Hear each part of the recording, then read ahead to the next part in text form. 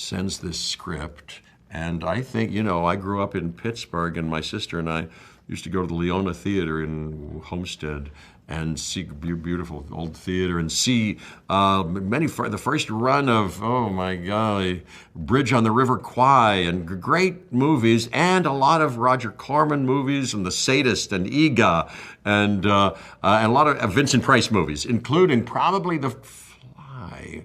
So when I got this script, I think I had a kind of thrilling association already with it. And then it's such a wonderful script. David Cronenberg, so smart. What an artist and so individual. And it was wonderful. And what a part.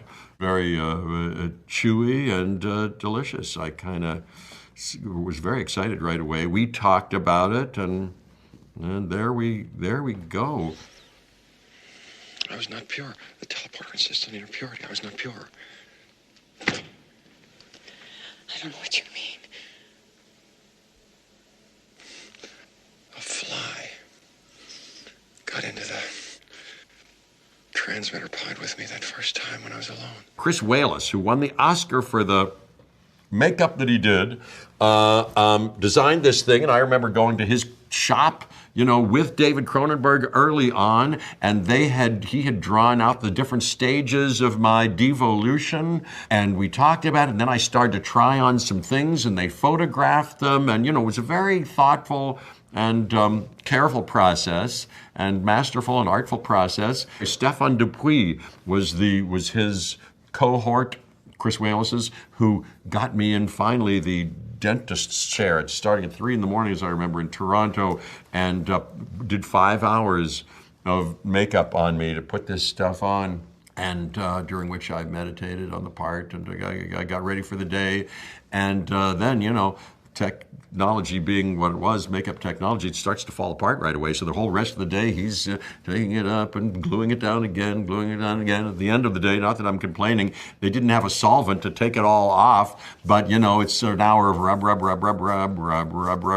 Your skin is red now, and all that kind of stuff. But it was fine. They took great care of me, and of course, doing that project, he and I had an idea. There was an idea about the ending that I became passionate about. I didn't want John Getz's character to win finally, and for me to become a kind of I don't know what I was protecting at that point, but I had a big passionate idea about it. And I said, no, don't let them be together at the end. Let them, she's devoted, I had something about it, her being devoted to me, or I don't know what. We hashed out some kind of collaboration. I enjoyed it very much. I think he did too. As I became the Fly, I don't think I hadn't really practiced and kind of developed a real concrete idea about how he would behave physically and this and that.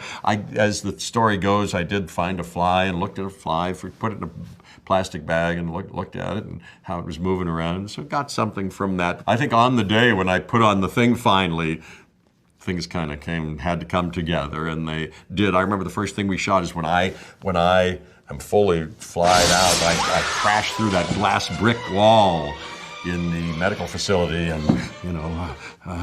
do something like that. Had to come up with it, but we did it. It was just a joy to do. And then his wonderful words, insect politics and this and that, really, really fun. And the tragedy of it, the romantic tragedy of it, really delicious to chew on. And of course, Mel Brooks produced it, Brooks Films, I loved him. And then, it was all done, and I went to Times Square, I think, for the opening. And boy, it was a raucous crowd, because nobody knows how it's going to play or anything.